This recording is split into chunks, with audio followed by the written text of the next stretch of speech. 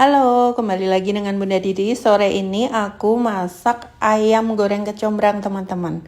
Beberapa waktu lalu pernah makan ayam goreng kecombrang dan Yuda suka, jadi aku buatin sendiri deh. Teman-teman suka kecombrang? Dulu aku nggak suka loh, karena aku pikir terlalu aromatik.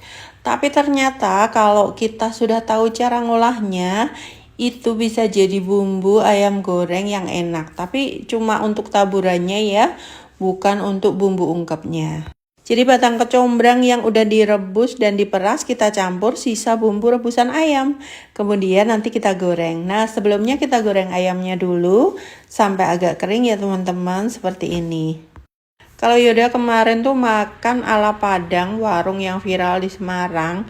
Tapi ini aku masak ayam kecombrangnya ala Purwokerto, karena di Purwokerto ternyata ada ayam kecombrang juga teman-teman.